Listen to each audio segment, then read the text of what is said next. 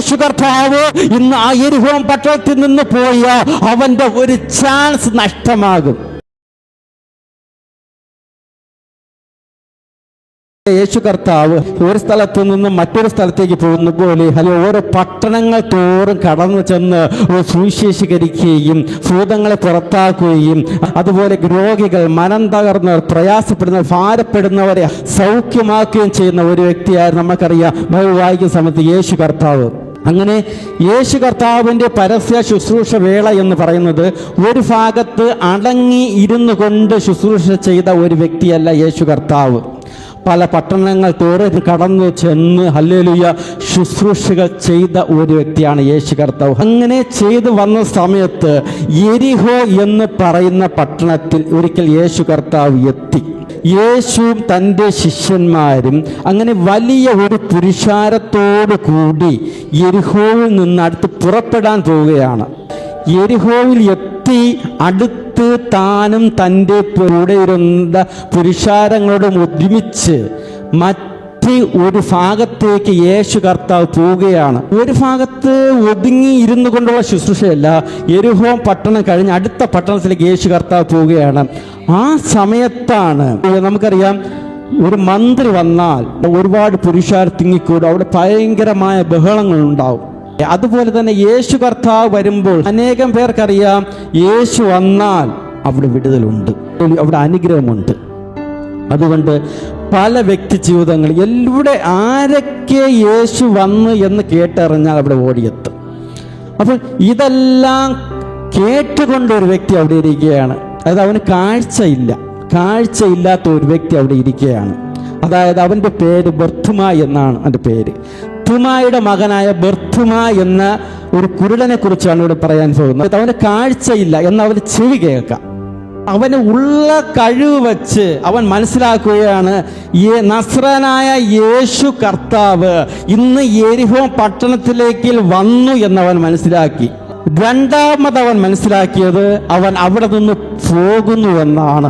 ആ സമയത്താണ് അവൻ്റെ ജീവിതത്തിലേക്ക് ഭയങ്കരമായ ഒരു ഉഷ്ണത അവൻ്റെ ജീവിതത്തിലേക്ക് കടന്നു വരുന്നത്. യേശു കടന്നു വന്നു എന്നറിഞ്ഞപ്പോൾ അവൻ്റെ ജീവിതത്തിലേക്ക് സന്തോഷമുണ്ടായെങ്കിൽ യെരിഹോ പട്ടണത്തിൽ നിന്ന് യേശു കർത്താവ് പോകുന്നു എന്നറിഞ്ഞപ്പോൾ അവൻ്റെ ജീവിതത്തിലേക്ക് നിലവിളിക്കുവാൻ അവൻ തുടങ്ങി.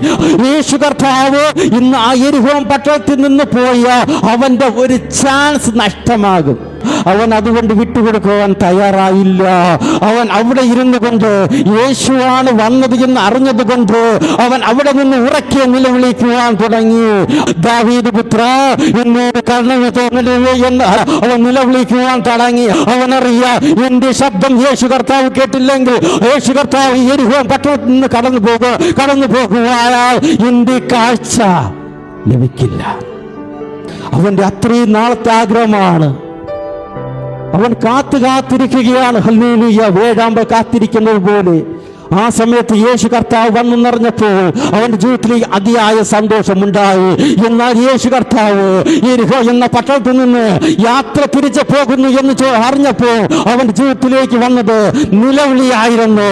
അവൻ ഉറക്കെ നിലവിളിച്ചു, ഹല്ലേലൂയ, നസ്രനായ യേശു എന്ന് ഹല്ലേലൂയ അവൻ ഉറക്കെ വിളിച്ചു. കാരണം അവൻ ഉറക്കെ നിലവിളിച്ചുവെങ്കിൽ അവൻ്റെ ജീവിതത്തിലേക്ക് ഹല്ലേലൂയ അത്രത്തോളം അവൻ്റെ ആവശ്യം, അവൻ്റെ ജീവിതത്തിൽ അത്രത്തോളം വിശ്വാസം അവന്റെ ജീവിതത്തിലേക്ക് ഉണ്ടായിരുന്നു. എന്റെ നിലവിളി എന്റെ യേശു കർത്താവ് കേട്ട് എനിക്ക് സൗഖ്യം ലഭിക്കുമെന്ന് അവന് ഉറച്ച ഒരു വിശ്വാസം ഉണ്ടായിരുന്നു. ഇന്ന് ഈ പകൽക്കാലം നമ്മളെ യേശു കണ്ട, നമ്മുടെ നിലവിളി കേട്ട, നമ്മുടെ പ്രാർത്ഥന കേട്ട അതിന് മറുപടി അയക്കുന്ന ഒരു ദൈവമുണ്ട്, അതിന് വിടുതൽ അയക്കുന്ന ഒരു ദൈവമുണ്ട്. അതുകൊണ്ട് അത്രേ ഹല്ലേലൂയ ഇന്ന് ഇവിടെ കടന്നു വന്നത് ആ വിടുതൽ പ്രാപിച്ചെടുക്കേണ്ട അത്രേ. ഇന്ന് രാജാതി രാജാവ് കർത്താതി കർത്താവായ നമ്മുടെ ദൈവം ഇവിടെ കടന്നു വന്നിട്ടുണ്ട്.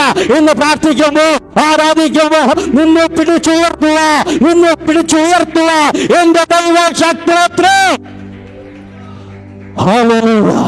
അങ്ങനെ ഹല്ലേലൂയ അവൻ അവിടെ ഇരുന്നുകൊണ്ട് നിലവിളിക്കുവാൻ തുടങ്ങി. നസ്രനായ യേശു എന്ന് ഹല്ലേലൂയ അവൻ നിലവിളിക്കുവാൻ തുടങ്ങി. എന്നാൽ അവന്റെ അടുത്ത് പലരും ഉണ്ടായിരുന്നു. അവന്റെ കൂട്ടുകാരുണ്ടായിരുന്നു, ചർച്ചക്കാരുണ്ടായിരുന്നു, അയൽക്കാരുണ്ടായിരുന്നു. ഹല്ലേലൂയ അവന്റെ കൂടെ നടന്ന പലരും ഉണ്ടായിരുന്നു.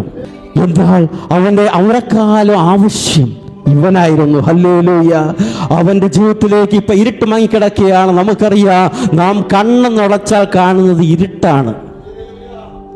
കണ്ണൊന്നടച്ചാൽ കാണുന്ന ഇരുട്ടാണ്, എന്നാൽ കേൾക്കാൻ മാത്രമേ കഴിയത്തുള്ളൂ. അവൻ്റെ ജീവിതം ഫിഷ എടുക്കലാണ്. കാരണം അവനറിയാം, കാഴ്ച എനിക്ക് ലഭിച്ചാൽ അവൻ അവസ്ഥകൾക്ക് വ്യത്യാസം വരും. അവൻ്റെ ജീവിതത്തിലേക്ക് വ്യത്യാസം വന്നാൽ അവൻ ഫിഷ എടുക്കുന്നതെന്ന് എഴിച്ചു പോകും. ഹല്ലേലൂയ. അതാണ് അവൻ്റെ വിശ്വാസം.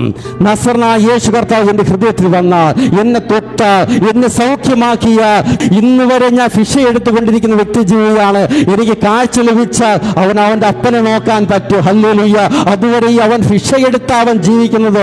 എന്നാൽ അവൻ ഒരു ജോലിക്കും പോകാതെ വന്ന അവന് തടസ്സം നിൽക്കുന്നത് അവൻ്റെ കാഴ്ചയാണ്. ഹല്ലേലൂയ.